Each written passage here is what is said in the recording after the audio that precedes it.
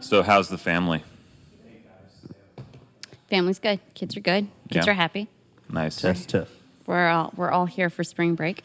Very nice. Brooke's working. Who? Brooke. Brooke. Brooke. Okay. She's Yes. 15. She works at the market in Melbourne Beach. That's nice. And she picked up 37 hours this week. How's that possible?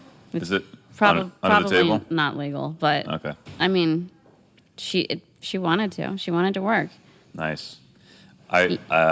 When I lived in Melbourne Beach, I went and I frequented some of the local restaurants there to try and get a busing job when I was not yet of age. Yeah. And I tried twice, and twice I got a job, and twice it did not last that long. Was busing hard. It was interesting. Yeah. The scenes in the kitchen were shocking for this young lad. Sure. Yes. Tell me why.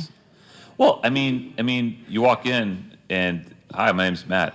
Get out of that! And they just start screaming at you. Like, sure, I love it. I'm just gonna wash some dishes here, and I didn't know what to do. I didn't know they hired me as a dishwasher, so I didn't know they also wanted me to bus tables. Sure. It's not made clear. Go get the dishes and clean the dishes. That was not made clear. I was just someone's gonna bring them. I'm gonna wash them. That's the deal. Sure. That's not what happened. No. And so, yeah, Nick's Steakhouse, that did not work out too well. But they went out of business anyway, so whatever. That's what they get for not treating their dishwashers well. Exactly. And then Sands on the Beach used to be called something else. I went there, and that was a 24-hour deal. It did not last long. Did not get paid either. But, it's my limited experience in the restaurant business. But that's all you worked in restaurant? That's it. Okay. Do you have restaurant experience, Cassandra? No, I've never worked in the restaurant or hospitality. But I've worked in real estate since 18. Since you were 18. Since I was 18. I always make a joke that I have, no actual skills and I don't have any, true value. I'm not an electrician or a plumber or a doctor Wait, hold or a on. nurse. You're not a plumber? I'm not I don't have those. If the apocalypse happens, Like the hard skill stuff, or what? I can't help. If the zombies come, I have no what am I gonna do? No, they're just gonna eat me. I'll the die. zombies. Great real estate. All the banks are collapsing right now, so your runway's kind Getting of short. so You know what I'm saying? apocalyptic, right? Yeah. I'll be dead soon. But no, you keep the doctors and the nurses and the God, I don't know what are the other skills like you. What carpentry? I don't know. There's no carpentry. Don't let the beard fool you. It's the lumberjack thing. Scott is not going to call me one day and say, "Hey, Matt, I was trying to figure out what angle I should cut this board." No. No. No. He's going to say, "Matt, hold the damn board." That's what I'm good at. Okay. I can hold things. Okay. I can pick things up. I can put them down. Yes. I'm actually pretty good at landscaping. That I'm good at. Okay. You are a large man, so you can fight the zombies.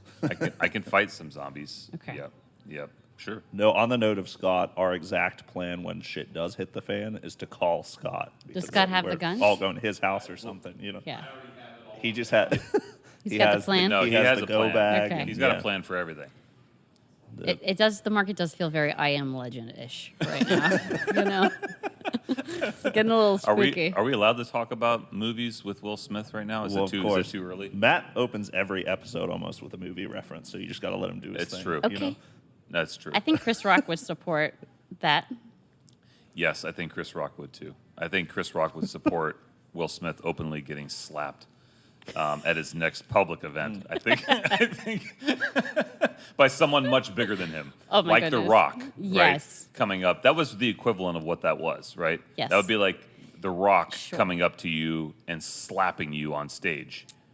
Guess we've got to nominate The Rock. I think that was terrible. I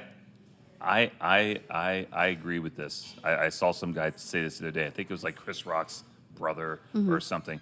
He said he thinks Will counted the cost. He's like, yeah, that guy, I could get away with it. And I think he knew he could slap Chris Rock and nothing would happen. He did. He got a standing ovation after he won an award Yes. 15 minutes later. Yeah. Nothing happened. Right. Right. Now, if it was The Rock presenting, or whatever, he was the host, you think The Rock would have gotten slapped? Absolutely not. Come on, Will. Have you seen Chris Rock's new hour? I saw a clip. Okay. It was pretty funny. I have a question about that. I read in some article that like it was either the live taping or is it in the special where he messes up his punchline about Will Smith? Yes, and then he re-records it. Yeah, and they're going to cut it out. I mean, all of the joke writers do this. I'm like fascinated with comedy, and I'm a little obsessed with it. Like if I'm on the spectrum, it's really like I hone in on comedy, and that's like my thing that I'm like Okay. a little Any favorites? favorite comics. Yeah. I love Louis C.K., Okay. Tony Hinchcliffe. Yes. Bill Do you, Burr. do you watch Kill Tony? I went to Kill Tony 2 weeks ago. What? It's a Cassandra, dream of please. mine to be on Kill Tony. I'm So gonna did you be put on your Kill name in the Tony. bucket or I what? didn't that week. I was going for some market research. You know, I wanted to feel it out. It was Right. my first time in the comedy scene in Austin, and I was really just like, all right, so how good are these kids? Right? There's 150 of them outside waiting in the line. Yeah. They put their name in a bucket. Roseanne Barr was there, and they pulled up 4 or 5. They sucked. It's like they hadn't prepared. They didn't have any jokes. Right. It was insane. Yeah, the entire concept of Kill Tony, for people who haven't seen it, is like anyone that night can put their name in the bucket. There's like a panel of comedians, and if they pull your name, you come up for 1 minute of stand-up. It doesn't matter who you are. It could be the homeless guy, or it could be like a professional comic, you know? Yeah. And it's extremely entertaining, even when they suck, because Tony Hinchcliffe just goes in, like he just Murders rips them them. apart on stage. It's amazing. Amazing show. Murders. So I'm really looking forward to Cassandra's Kill Tony debut. I mean, that's like Very excited. I want to take my wife to this because Yes. she's in the background right now, as you guys know, but no one over here knows. But we were talking about this the other day. Kelly's like, I want to go to some comedy shows. We got to make that happen. So Oh, you can go on a Austin comedy it is. tour. Honey, we got to go to Austin. Joe Rogan's comedy club is now open, the Mothership. Yes, So he's very bringing on cool. the elite. He's bringing on Dave Chappelle, Theon, Joe, Ron White, like the heaviest hitters in the country are coming to visit his new club. So That's cool. hop on a flight and go. Hop on a flight and go. Yeah. There it is.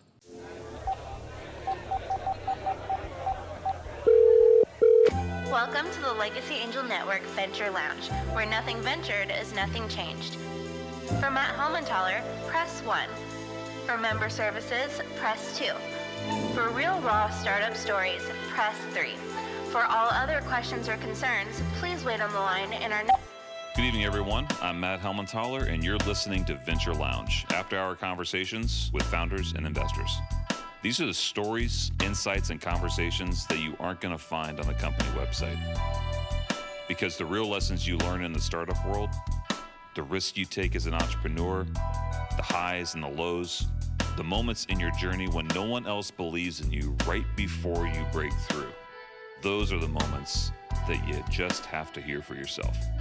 So grab a drink and listen in to the men and women who are changing the world. Welcome to the Venture Lounge. Welcome back to Venture Lounge, everybody.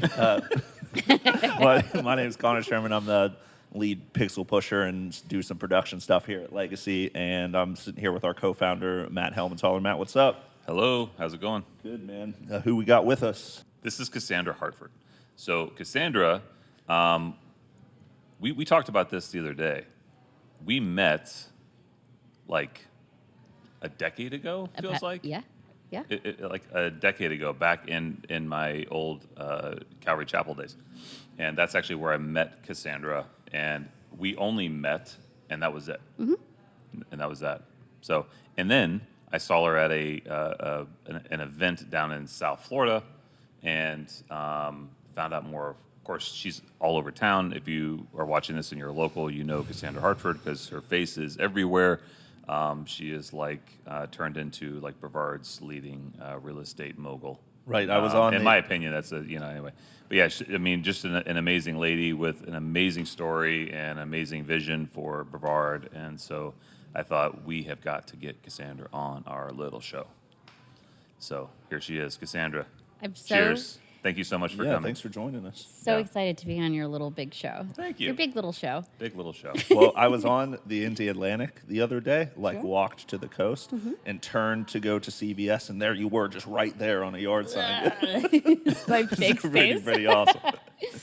Yeah, Yeah. I'm guilty of it. Those signs really do work. And I just have to say, for the sake of transparency, the putting my face in the photo on the sign wasn't a vanity move. I'd really like to engage in some small town politics at some point. I live over on the island, and I'd like to be a commissioner or a city council member at some point. So Cool. I was thinking brand recognition. Yeah. By the time I'm ready to run, everyone will have seen my face, and obviously it'll correlate towards that initiative.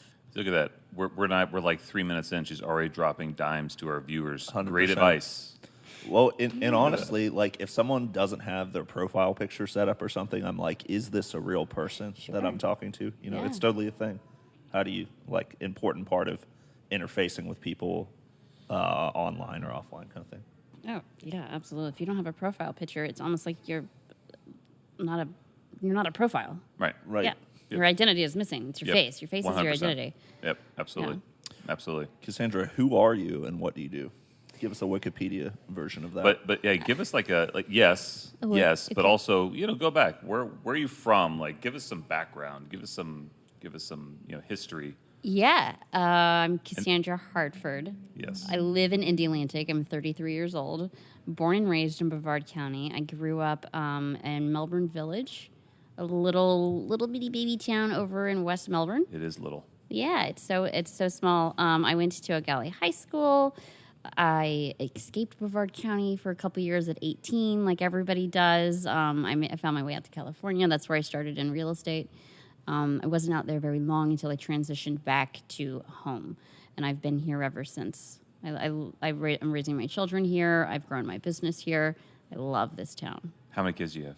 I have 2 kids. I have a 14-year-old son, David, and a 15-year-old daughter, Brooke. Wow. Yeah. Very, very cool. Yeah. So if you're doing the math correctly, yes, I'm not old enough to have children that age. Everyone's like, we'll start turning like I don't know. Maybe Yeah. she just has really good like skincare Is regime. is that like a normal thing when you tell people the age of your children? You can see the calculator going tink, tink, tink, tink, tink in the back. Every time. Generally. Not saying that I look younger than I am, but even at 33 years old, people are like 15, 33, and like you can tell like the wheels start clicking. Mm-hmm. No, I was a teenage parent. So it was it's really interesting. So through my 20s, I just grew up with my children. We both experienced Bluetooth for the first time together. Oh wow. It's not something that it's been really interesting growing up with my kids and them watching my career transition and them being like a part of that community with me. How does being something that I know about you is that you're very goal driven. You're very tenacious. You go after it. Like being a single mom at such a young age. How has that impacted the way that you roll today? In the moment, it just felt really hard for a really, really long time. But in hindsight, what I was forced to learn is that can't wasn't an option. Nothing was a no. Nothing. It was just a not now. I had to find through failing and just misstepping along the way that can't is not an option. You've got to figure it out. And through into my 30s, I've discovered leaning into the community is really how you get around like the can't. It's not how am I going to do this, it's who's going to help me. And that's something maybe I didn't know when I was 17, 18 when things were really, really hard, but I've started to discover now. And I wish I would have known it then. But yeah, it was really, really freaking hard. I had a ton of support from my family. Thankfully, they live here in Brevard County, so I could lean on them. And if it wasn't for that support, I have no idea where I would be. That's huge. I think that you have a good point there too, because I think it by and large, the way that I grew up,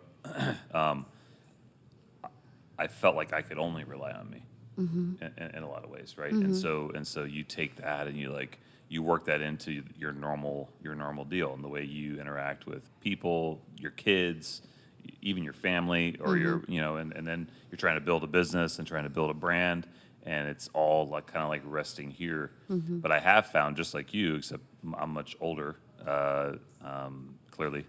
But I found that not only is there help out there, but people want to, which still shocks me to this day. Like I was sitting with some people earlier today before you came in, and I think they're going to be joining our little network here. And we got done with our conversation, and they just looked at me and said, "What can we do for you?" Yeah. It was awesome. It was really cool. I love that. I don't know if do you find that in bigger cities and bigger markets than ours? I don't know, but that's part of the reason why I love this area so much. Yeah. There's so many folks in the community who are just like there to contribute and bring everyone value. Yeah. I feel like it's unique to our area. Yeah. No, I think it is very unique. I think people in general, not across the board, but in general, I think that they want to help here. And they want to believe the best. They want to believe the best. They want to help. They want to contribute. They want to bend their network to what you're doing, and vice versa. And there's this, but yeah, it's pretty cool. It's pretty awesome. Cassandra, paint the picture for us a little bit. What did really hard look like at the beginning of your career, and how did you, take in stride like being a young parent and building, yourself as an entrepreneur? What did that look like? That's a multidimensional question. Really hard looked like taking jobs that I wasn't qualified for, almost like lying my way through interviews, which I think most people do that. I've done that. Right? Sure. But I got myself into situations that I was not qualified to be in at the moment, but I learned how to do it really, really quickly because that was the only option, is just to figure it out. Right. The challenges in real estate were I looked like a 20-year-old. No one wants to take investment advice from a 20-year-old who has never purchased a property, still lives at home, is driving a beat-up car. I used to shame park. So like when you're 20, single mom, no money, you drive this old dumpy POS. I used to park like a block away or down the road and be like, oh, I couldn't find the place, just to like hide the situation that I was in. Like little challenges like that. There was even a point where like my car broke down and I would walk seven blocks downtown to show these office spaces and one of our big historic buildings here, just to make $300. Like, wearing out my heels just to figure it out and get it done. And, fast forward 10 years later, I still have those same customers, and they've been with me the whole time. So that's cool. It's like the hard work is paid itself off in dividends. But, I don't know, hard. Did you, looking back, are there certain steps or things you can itemize as far as, like, how you got from that point to the point you're at now, What were those initial steps to building the career to a place where you want to be? Sure. It sounds simple, but like answering the phone is absolutely paramount. Is one thing in my industry specifically. It's people aren't on top of their customer service game, and really treating each human customer, client, contact like their interests are more important than your own. Oftentimes in my industry, you find agents or brokers or realtors who prioritize the commission over the relationship or the goals of the customer, like a lot, actually. So you get customers who are jaded and they've experienced bad situations with real estate agents. That was something I always did from the very beginning, is I put their priorities above my own, even though like I knew I was going to make $200 off of this 10-hour transaction. I gave it my all. And again, those are the customers who have stayed with me for a decade. So, answering the phone and showing up and prioritizing people. Maybe contrast that with where you're at now, Cassandra. What are you excited about, and what are you doing in the community as a real estate expert? I'm so excited that I just opened my first commercial real estate brokerage. Wow. Hey, congrats. Yeah. Congratulations. It's my own. I'm really excited about it. That was always kind of the goal and the trajectory over the last couple of years through COVID. I had a lot of time to think and decide to pivot from residential and really dive into commercial, and that was absolutely very, very, very scary. You can chase two rabbits at once, but you can't catch both of them. You can chase two rabbits at once, but you can't catch both of them. Yeah. So I decided which rabbit I wanted, and I went after it, and I opened my brokerage, and I'm transacting all sorts of different asset classes, like multifamily apartments, giant retail buildings, 100-acre plots of land, really interesting deals with developers, and that's kind of how my career has blossomed into something much bigger than I had ever imagined. Wow. Yeah, I love when Alex Buckles was from Forecastable was here giving his pitch. I loved how he also seemed to be experiencing a great deal of his success with his new venture, but he described it like someone asked, what's the hardest thing you're dealing with your business right now? And he said, well, it kind of feels like I'm getting punched in the face with success. Like that it's just so overwhelming. So what does the day-to-day look like? Cassandra, are you doing a lot? Are you wearing out more pairs of heels? I mean, I'm wearing out all the heels. Most days I'm in flats now. But no, I mean, being punched in the face by success is a really good synopsis of the way that I feel. I feel like I'm literally wearing 35 hats. Most commercial brokers specialize in one asset class. They just do office, or they just do land, or they just do multifamily. And I'm trying to do all of it, and I'm going to figure out a way to do all of it. I'm going to grow a team to help do all of it. But right now, it is desperately overwhelming in a really, really good way. So, I mean, our little thing, our little tag, which Connor came up with. Again, kudos to you. It's I love my this. only job here. I love this tag. Make things look pretty. But nothing ventured, nothing changed, and so I absolutely love that. You clearly you have this phenomenal. Let's say phenomenal. Maybe that's the wrong word for it, but you have this background of just like busting your ass. Mm-hmm. Like no's not an option. We got to figure it out, and just busting your ass and plowing your way through. What were some of the? And I would say even just to get to this point to open your brokerage, like so it's our life is I think made up of these milestones, right? The timeline. We don't know when it ends, but we know what we got today, right? So what were some of these milestones as you move from Cassandra, single mom, to going out and venturing out into California? That's risk, right? Yeah. I mean, it's all risk, and then you go out and venture out to California. And then there's risk venturing back. Like, thought I was going to do it out here, and now I'm jumping back over here. And it's a great community, but there's still like this element of like, what are people going to think? There's all these little mental gymnastics, these things that you have to kind of overcome. And as you kind of move into what you're doing today, even just start this brokerage. That's a new mental gymnastic. Like what's some of the biggest fears you've had to overcome to just like take this step? Because this isn't even like you're not even like looking over to see if it's safe. You're just jumping. Just jumped right in. So that takes a lot of courage. What are some of the things you've had to kind of overcome to kind of get to this point to where like, yeah, I'm just going to do it? And why? Sure. Why did you want to start your own brokerage? Yeah. I mean, obviously, monetarily, it's scary to pivot from one industry to another. You need to make sure that, you've got your reserves and you're not just going to fall on your face and go bankrupt in the first couple of years. That's obviously a big concern.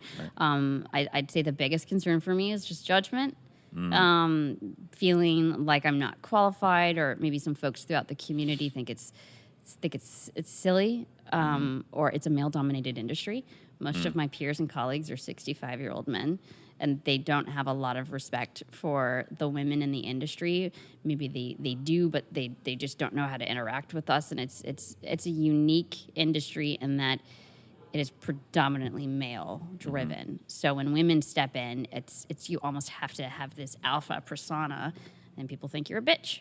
And that's something that I have had to overcome. It's the big fear of the judgment of putting myself out online and like, oh, is Cassandra trying to be internet famous? Or why is Cassandra on these podcasts? Or why does Cassandra think she's so important? It's just, it feels silly. But those are all the things that, people on the internet are the meanest people on earth. Yeah. And, when you receive some of that feedback, it can stump you.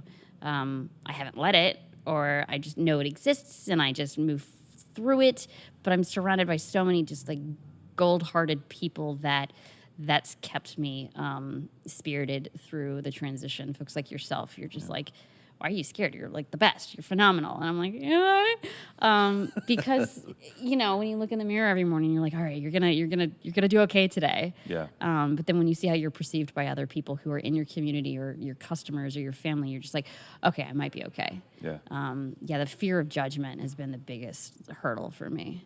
I get that. I absolutely get that, because whenever you're venturing out into something new, there's always people. And mostly they're gonna say something over text, or they're gonna say something online. It's very rare you ever get it face to face. Never. Right. Yeah. This was very impactful to me. I was thinking about this actually just yesterday. I was thinking about how quickly it is to forget the people that are for you. Yeah. And the people that are for you could be in the hundreds, and the 5 that are against you are the ones that take up the most of your mental energy. Yeah. And I think it's a powerful thing to be able to say, you know what, I don't need to defend myself. I'm just going to do what I do, and I'm going to do it well, and I'm going to do it with integrity, and they'll be quiet. Because there'll be a point where they sound like the idiots. So cheers to you, kudos to you for doing that. It's cool. One day at a time. One day at a time. Just show up every day for a decade, and all of a sudden it works itself out. Yeah. Yeah. Absolutely. What was I don't know how much you're allowed to talk about this. I don't know. But what was one of, like, in Brevard, what was one of the craziest transactions that you've ever had? Yeah, do you have any idea of the tally of what you've been, like, the number of transactions you're working through, But also, what's the craziest transaction? The craziest transaction. So I've done probably give it between 1,000 and 1,500 transactions. Wow. In Brevard County. Little bitty baby ones to big ones, like I sold a museum once. That's cool. That's a fun thing to put on your resume. And then everything in between. The craziest one, and I know which one it is. I'm going to share it with you guys. So Yes. It was a massage parlor. That was a massage parlor. Hold on. Yes. Like a massage parlor? A massage parlor. Okay. So Just want to be I was The air quotes are scaring me. Continue. I was very for our viewers, don't Google that.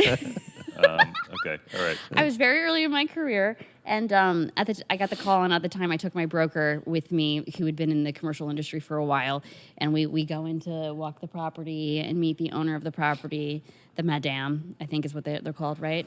The madam? The madam, both I think are true.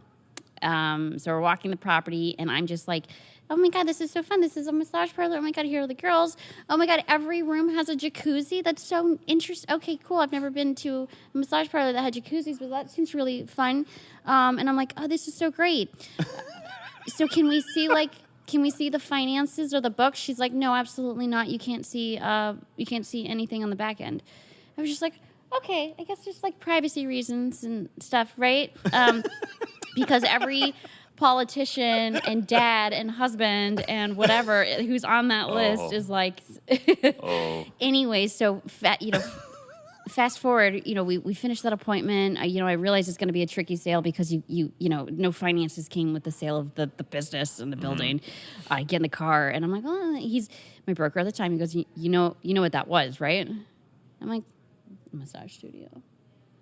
He's like, Cassandra, that was a whorehouse. Ooh. And I was like, no, it wasn't. No, it wasn't.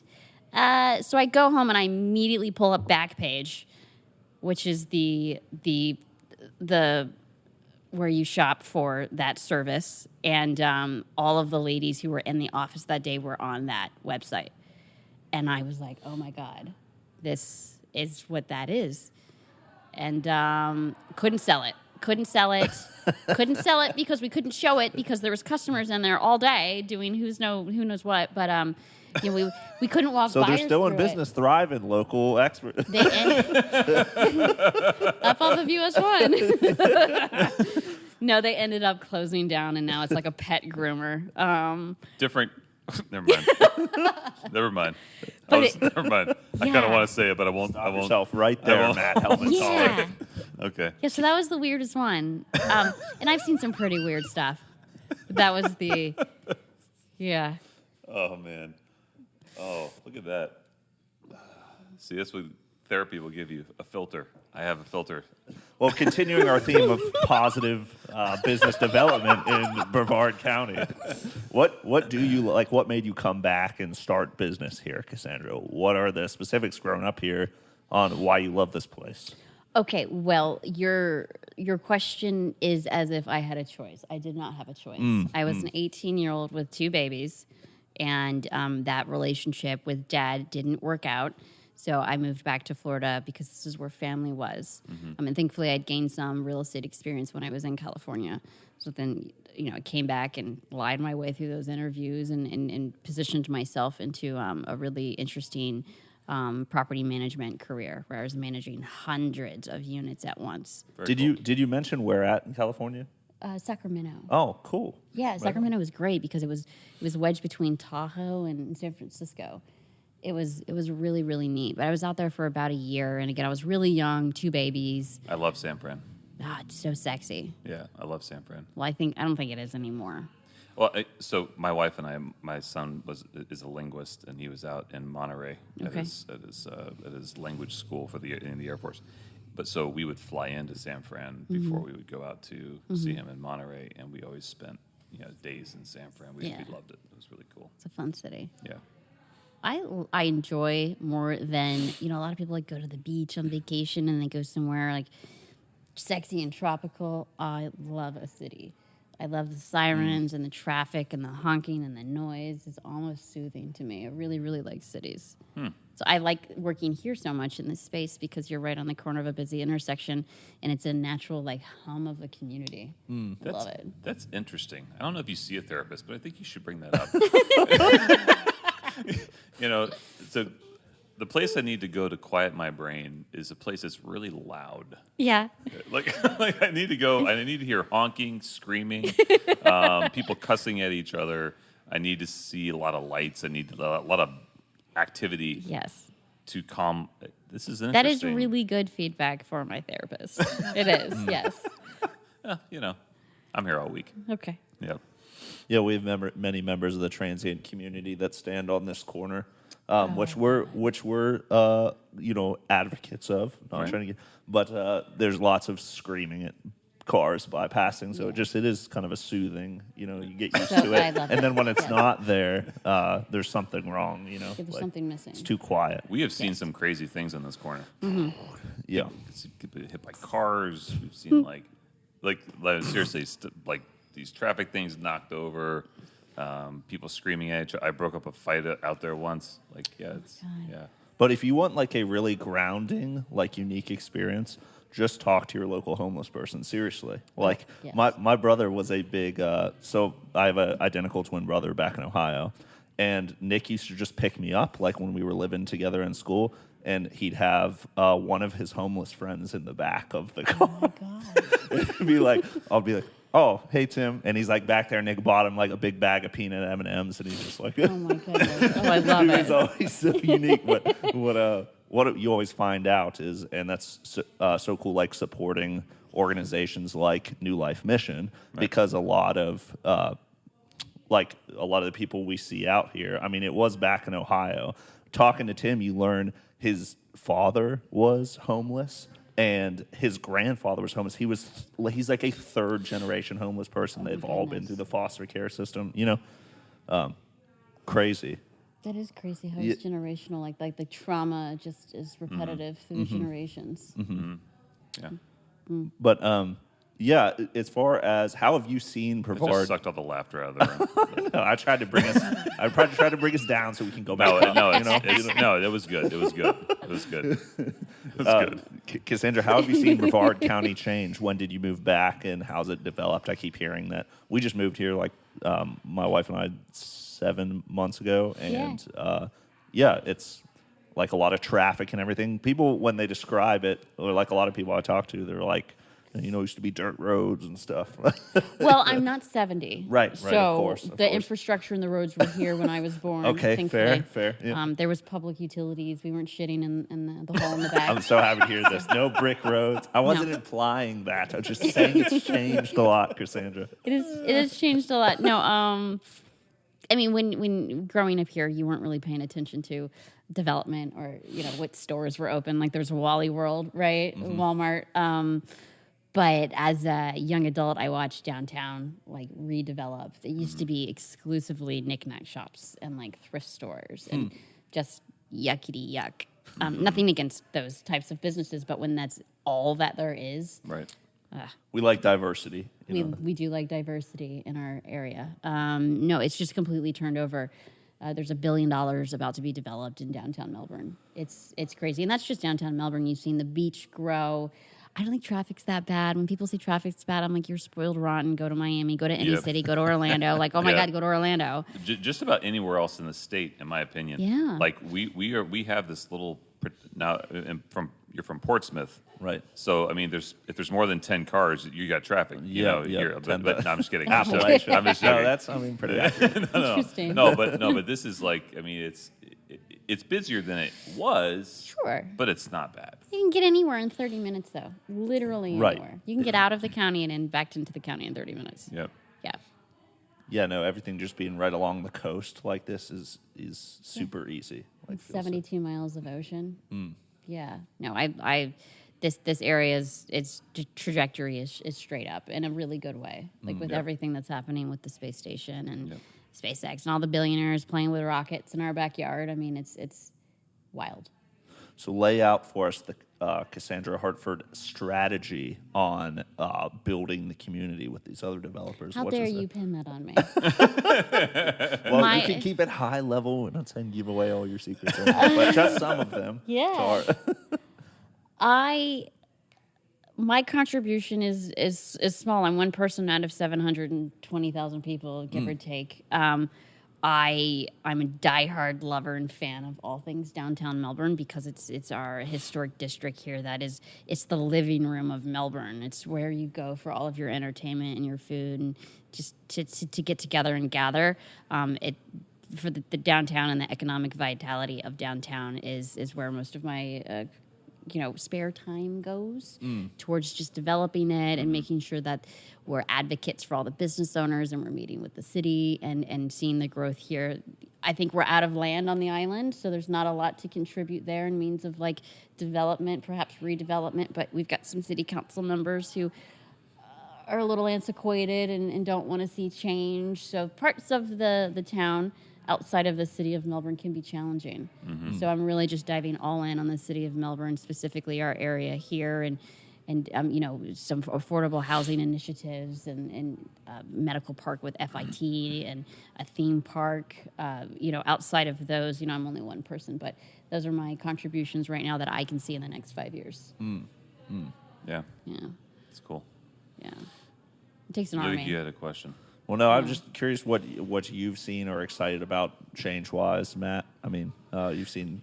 Yeah. So I mean, I've been here for a very, very long time. My wife even longer than me. But we met when we were kids, and we've watched this area grow, and just over and over and over again. And really, I've been fascinated by Melbourne.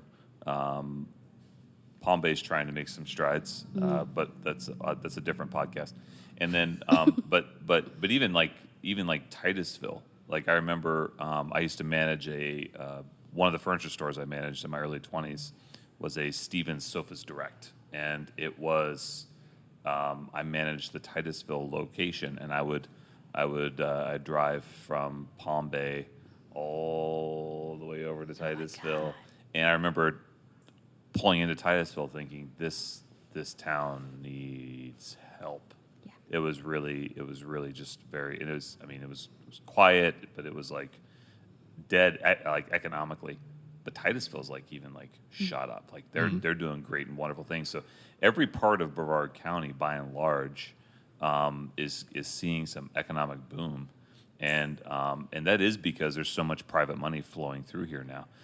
So the opportunity for what Cassandra is doing is huge, and it's going to be huge for many, many, many, many years to come. And then the opportunity for what Legacy Angel Network is doing, and gathering local people to invest in the community for the community. We have a long way to go. We've barely scratched the surface. So I mean, it's exciting to see. I see a city where we can our kids can have kids, and their kids can have kids. That's what I see when I see Brevard County. It's just a really freaking awesome place to live. So my perspective is, 35 years in, it's growing at a healthy rate, and it is very protected. I think we can thrive here, no matter who's in the White House, and that's what I like about Brevard. Yeah. A lot of the pieces that you need to see a local economy grow all exist here, and so I think that we have some traction, if you will. So it's. Cassandra, as a domain expert, like what are kind of the hot topics going on in the real estate world? Maybe orient somebody who's interested in getting in the game. What are people in real estate talking about, and how does it impact like the Melbourne market? The two biggest trends that I think we're seeing right now is industrial spec space. There's no space left for the aerospace engineers and defense contractors to grow and build rocket parts and things like that. And that's predominantly what the basic work employment here is in Brevard County, is aerospace engineers. And we're running out of industrial space. But specifically to our market and nationally, industrial space is where all the developers want. It's the least expensive to build. The land is typically inexpensive, and then the tenants stay forever. So that's a really big, hot asset class. And then affordable housing, of course, because we've seen just rental rates shoot through the roof. And in Florida, we don't have caps on rents. So workforce housing is a massive need. And we've got a lot of developers in town just like looking for those opportunities to build housing that is affordable. It's not $3 a square foot, which is just almost unobtainable for like your average working class people. Right. Do you think Florida should have a cap on rent? No. Okay. Nope. I think that's one of the reasons why Florida is so healthy right now. Right. Because it gives investors a place to go and grow and not miss out on those margins that they otherwise wouldn't have if rents were capped. Right. It would stifle the growth Very across Florida for sure. Nice. Yeah. Are there certain influences like literature, podcasts, those kind of things that you've listened to that have been enriching to you and helping grow your career and place here? No. So a really good resource for myself and for other commercial brokers is the CCIM. So it's a Certified Commercial Investment Member designation, and I think there's 16,000 across the world, and it's like a cult of the world's best commercial brokers. Some of them are Harvard professors, Yale professors. They've all. Here's one thing that you'll find in the commercial industry is that commercial brokers gatekeep.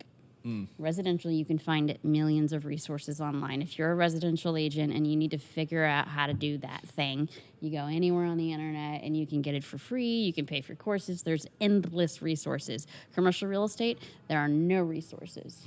So I've found through the system of CCIM that most of these guys are, again, 65 years old, and they've created in one platform all the education you'll ever need.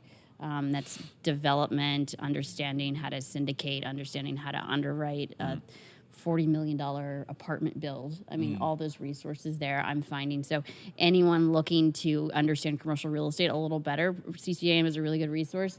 And then, of course, there's like Bigger Pockets and some of those guys who are doing really interesting stuff there. And then just good old YouTube, right? You can YouTube anything these days. It's fantastic. That's awesome. That's cool. Yeah. What? I don't think this is it. I'm repeating this question. No, I don't think I am. So, in moving over to the commercial space, what's been the biggest challenge? What's been the biggest reward? Like what's and I'm just thinking about, because we're getting multi types of viewers that are watching. We have people that honestly, we like the viewer that is thinking about like venturing out on their own and kind of doing their thing, and we want them to have the courage to do that by seeing that it's actually normal people venture, like it's a normal thing. For sure. But so we want to pull away the curtain a little bit and say, yeah, these are just real people, kind of going for it, one foot in front of the other, just like you are. But yeah, what's been like, what's been kind of the biggest risk of making the switch, and then what so far have you felt like has been the greatest reward? So the biggest risk in commercial is the time between transactions. In a regular real estate transaction, you can expect from start to closing anywhere between 60 and 90 days on like the long end. You're going to sell that house or that condo, and you're going to get your commission. It's commercial. Some of these deals drag out past 18, 24 months. So it really, the challenge there is you have to have a nest egg. You have to have supplemental income in the meantime, and maybe that means working some smaller hometown deals. The smaller commercial offices, things like that. You can't be so hard set on a certain asset class in commercial in the beginning because holy crap. Wow. Those deals, they'll bump out to 24 months and then they'll cancel on month 22. Oof. And then your pipeline is empty. If one deal in your pipeline falls apart and you're concerned, it means your pipeline's like just dry. Okay. And that's, obviously if you start with a mentor, that likely isn't going to happen. That's the biggest challenge. Ultimately, if anyone who's young, polished, and hungry is going to succeed in commercial real estate, because all the boomers who are running the industry right now are teetering on retirement. There's a huge gap. I mean, what is it? 72 million boomers are about to retire. Wow. How many of them own commercial property? Right. How many of them are going to sell? How many of them are about to retire out of the industry? It's just like this massive black hole that really isn't being filled by anyone. So that I make all these dumb TikToks. Like, I love making dumb TikToks, really, really dumb TikToks. And one of my TikToks that went viral was how to get into commercial real estate. Don't do it like me, where you start and you just freaking struggle for 15 years and you do it on your own. It's find someone who's 60, 65, 70 years old and volunteer to be their intern, take their scraps. They want to be on the boat 3 weeks a month and just eat shit and do all the tiny little like stupid deals that they don't want anything to do with anymore. And slowly but surely they're going to be on the golf course more, and they're going to start sending you more business. And before you know it, you're 5 years in and you've inherited this 30-year book of business from this guy who's finally ready to retire, and you've just taken the load off his shoulders. That's great advice. That is how you succeed the fastest in commercial real estate. That's awesome. Find a semi-retired guy. Well, on that note, I mean, personally and career-wise, Lillian Meyer's been on the podcast last week. She talks a lot about mentorship. Do you feel like you coming up, you had that person, or who was that for you that helped you develop into what you want to be? Or is it Cassandra figuring it out on her own? I had a couple. In real estate, your brokers generally look at you like you're a dollar sign. So whatever they're pouring into you, they're expecting to get back in, splits in monetary value. So I found some guidance in the industry from those people who needed me to succeed so they could succeed, because if I grow, their brand grows. It was like this cycle that I went through until I finally found some mentors over the last 5 years, like J.C. Stivers. J.C. Stivers and her husband built half of Brevard County. She was a CCIM for 35 years. They owned every prominent corner in town.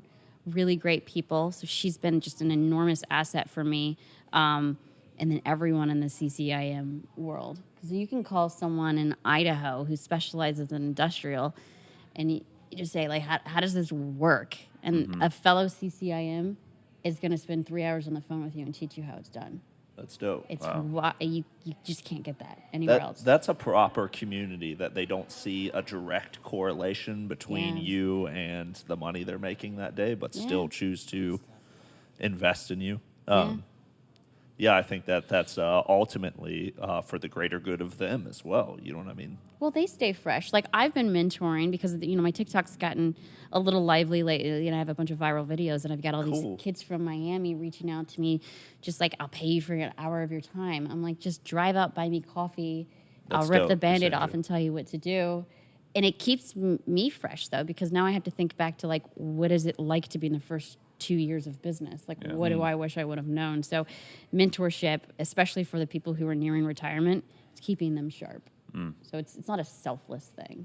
Right. I mean, you're obviously getting mutual benefit out of it as well, but it's different. Like, proper community, you can feel when, they only spend time with me when they get immediate return out of it. Yeah. But there's a lot of people, and I'm lucky to have them in my life too, that just aren't structured that way. Yeah. It goes back to it's not how am I going to do this or how am I going to figure it out. It's who's going to help me, who can I call, who has the answer. That changed my entire career. 18 months ago, I picked up that book, Who Not How. After the first or second chapter, it gets a little repetitive. Like, you get the gist, but completely changed my career. I stopped trying to do everything myself and figuring out how all the time, and I just leaned into who. And I have so many who's now. You're a who. Oh. You're a who in my community that I'm like, yo, Matt, what the fuck? Who's going to help me with this? I don't know what to do. And you have the answer every single time, and you so willingly give that to me. So I one of my favorite things to do, honestly, is connect. Mm-hmm. So part of it's for pride reasons, because I'm a prideful human being, but I do like being a guy that knows the guy or the gal that can help with the thing and the whatever. And so if you call me and I'm stumped, it will drive me crazy until I find the person, right? Yeah. And most of the time, if I'm being I'm not cool, I'm not great, I don't. So yesterday, that I gave you that information of that lady that can do the thing that we were talking about, because it dropped in my lap. The universe is funny like that, isn't it? I didn't find it. Yeah. It found me. Yeah. But that's typically what I do when I meet someone. I have this rolling thing in my head. Who can they help? Who can they? And that's just a constant. It's a constant thing, and it's both a blessing and a curse, because my brain does not shut off. It's every now and then I can, but my brain doesn't shut off. We're similar in that we're like walking Rolodexes. Yeah. Yeah, call me and I've got a guy. Right. I love that. It feels good. It does. Right? It does. Yeah, because you're helping two people generally, most of the time. Sure. Absolutely. It's like your check for the day. Yeah. Yeah. You got it. So what does Cassandra do for fun outside of the real estate game? And I know the real estate game is fun to you, but but what do you do to talk about turning the brain off? It's funny. That is a topic my therapist and I have been talking about. I'm kidding. Not really. She's like, I when I have spare time, I market research. Or that sounds like a lot of fun. I learn. It is fun figuring out better ways to understand my industry. That's cool. I love to garden. Okay. Love digging in dirt and just getting gross. There's something about touching the earth and being in the sunshine that, we know scientifically it does fancy things to our bodies. It's really, really, really healthy. So I love to do that when I can. Hang out with my kids. My kids and I talk a lot about money because that's just one thing that I didn't. Grew up extremely poor, 100% under the poverty level. Nobody ever talked about money. So when I was a young single mom, I had no clue what I was doing. Didn't understand how to budget or pay bills or what to expect. Cars always breaking because no one talked about go get it serviced, right? Occasionally. So spend a lot of time with my kids just working towards what young adulthood is going to feel and look like so that they don't fumble the way that I did. And that sounds a lot like work, but I enjoy, taking them on appointments and teaching them about money and having them understand, the things that Nelson and I do.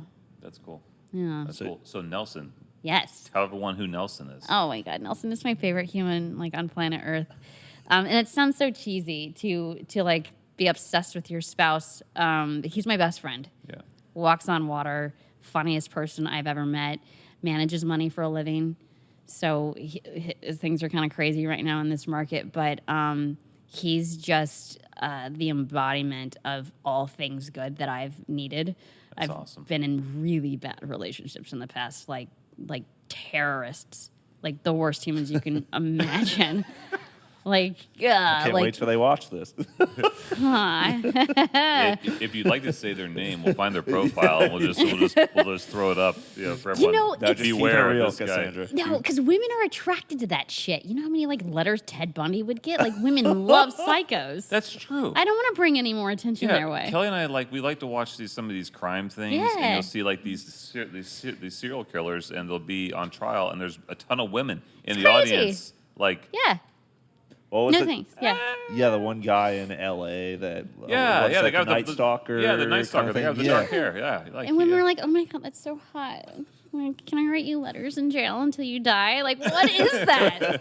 It's so fucking weird." I think he did die a horrible death, natural causes, but I think it was pretty bad. Yeah. Stomach cancer, something. It just rotted from the inside out. Yep. Yeah, no, so I'm not going to mention their names, but, coming out of, when you're raised in a house that is economically challenged and there's alcohol abuse and mental health issues, you tend to lean into those relationships in adulthood. Yeah. That's just what you think is normal. Right. So when you're in those relationships, that's all you've ever known. Right. You tend to seek them out almost because Yeah. calm and stable and sane feels chaotic. Right.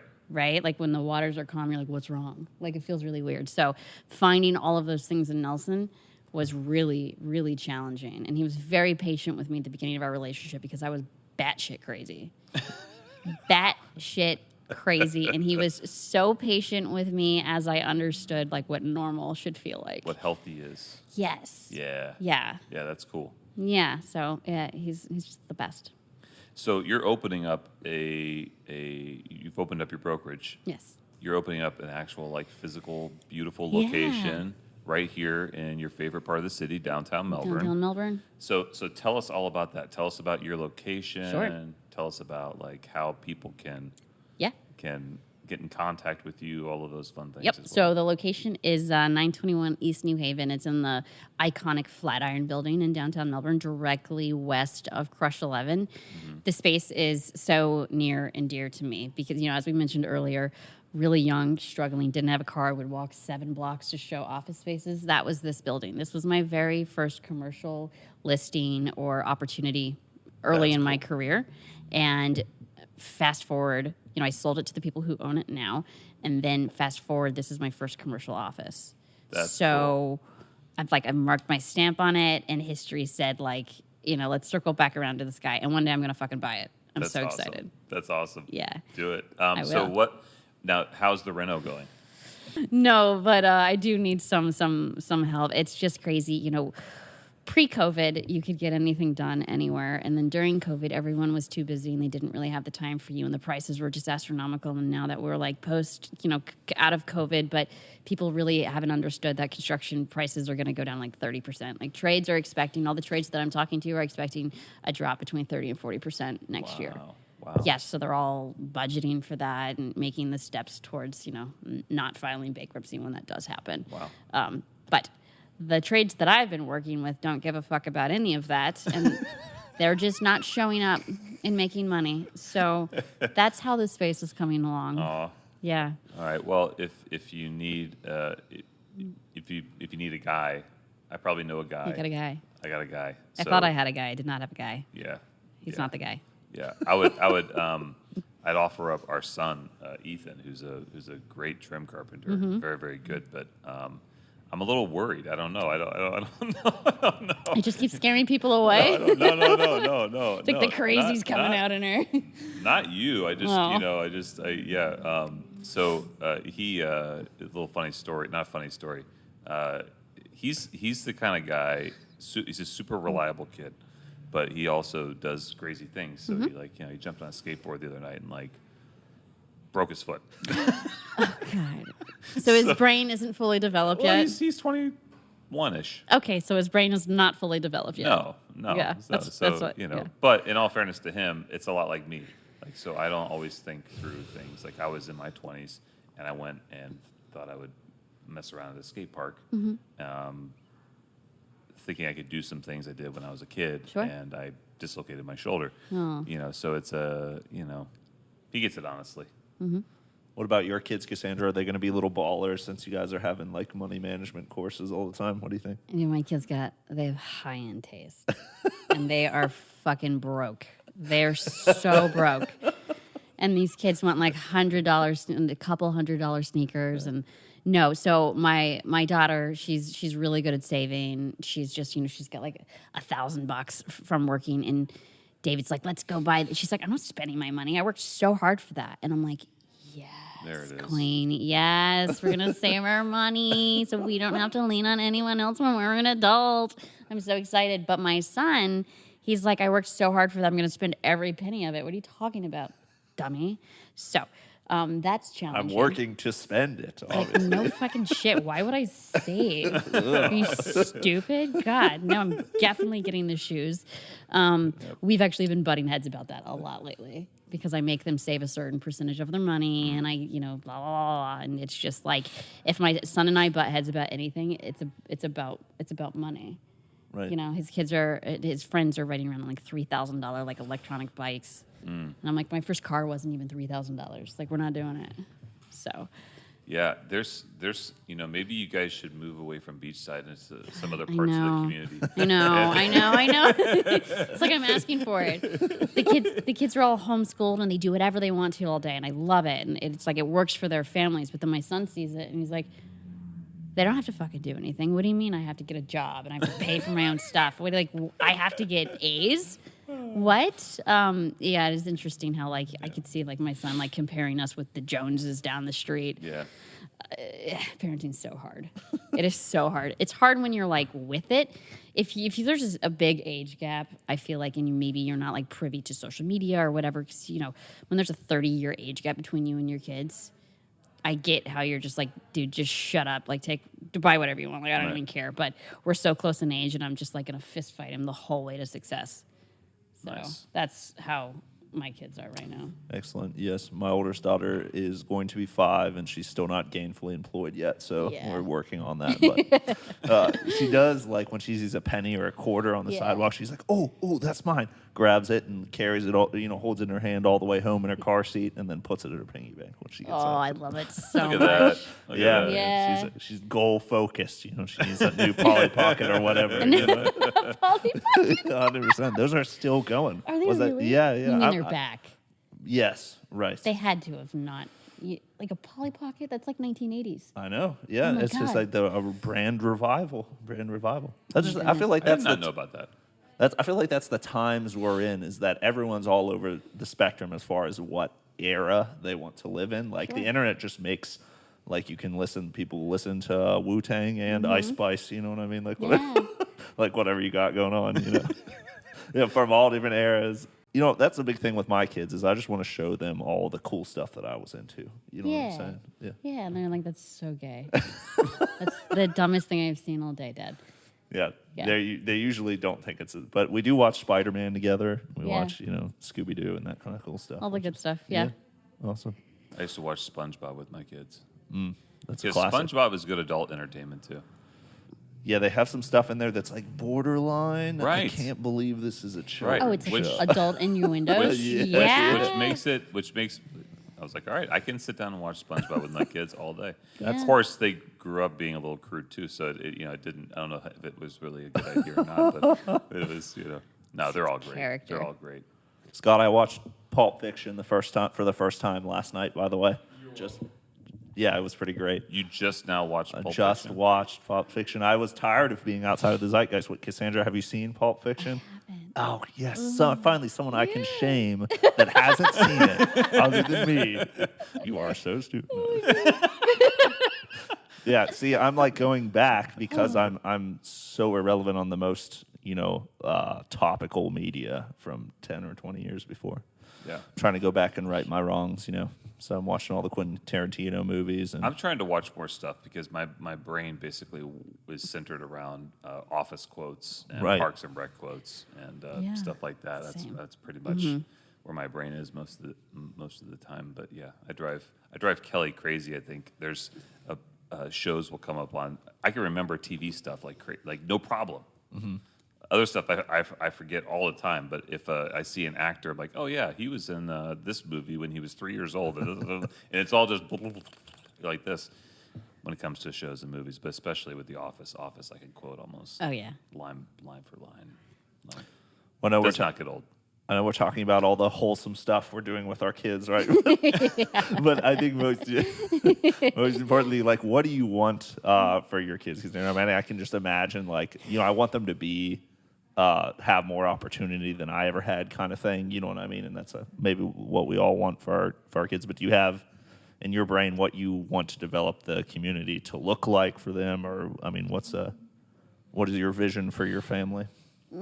Yeah, I hope, unlike myself, they're able to leave Melbourne for a substantial amount of time and really go experience other cities and other cultures and other markets and really just like taste the differences that we have. I mean, go abroad. I don't care. Like, I'll support that. I really just want my kids to be like happy and whole and healthy. They don't have to have the best job or make the most income, but I want them to be like a really good spouse and a really good parent. And the other stuff just kind of falls into place. If you're happy, like, everything else works out. And I know that sounds simple and fucking cliche, but when you grew up the way that I did and you struggle the way that I did, that's all I can ask for is just like happiness and health. That's awesome. Yeah. That's awesome. So, 2 more things. Dose. One, how do people find you? Can you tell us your website? Yeah. And all that fun stuff. And then I have one parting question for you. Sure. If you want to find me, if you Google Cassandra Hartford, I own the first 3 pages of Google. Okay. So that's Facebook, Instagram, LinkedIn, TikTok. Be Real with all the 14-year-olds. I'm kidding. I'm not on Be Just Real. go back. Just go back. Also Yay, on Be Real. I'm not on it. I was too old. It told me, like, bitch, you are too old for this app. And then it denied me. And then I tried to re-download it again, and it was like, no, bitch, you are too old. So I don't have it. Yeah, because they had to lie about their age to get in. Matt, I'm not kidding. I believe you. Yeah, anywhere online, Cassandra Hartford, pretty easy to find. And do you have a website? Website is in construction. Okay. Right. It is the new Reach commercial website, which I'm very excited about. But, as you can imagine, syndicating with all the commercial properties and building up a big, bulky website, everything is taking so much more time. I feel like I have a PhD in how to open a commercial brokerage. Awesome. Oh, my gosh. Yes, so. Well, when that is up, we will go back and we'll add it to our little podcast here. So Great. that people can go whoop, clink. I can't wait. And then lastly, what I always ask our people, our guests on the podcast, I always ask them kind of like, what is your internal like drive or parting words of like wisdom? What drives Cassandra? Like things that like you're passionate about, whatever. Like what drives you to do what you're doing? And do you have any like advice for people that might be watching this? Leave people better than you found them. Mm-hmm. And I don't know if that's just bringing value or a style of leadership, but just making everyone feel like someone is probably the best thing that you can do for our planet Earth and our little town here. And advice for anyone younger or older, or I would say just lean into your community. Everyone is willing to help you. Everyone will support you. It's not embarrassing. It's not awkward. You are not a burden. If you reach out, people are stoked to help you. Yeah. I wish I would have known that 15 years ago. Yeah, awesome. Well, great advice. Cassandra, thanks for joining us today. Cheers to you. Cheers. Cheers to your new business. Thank you. And thanks for coming. Thank you. Happy to be here. Thank you. Cassandra, everybody.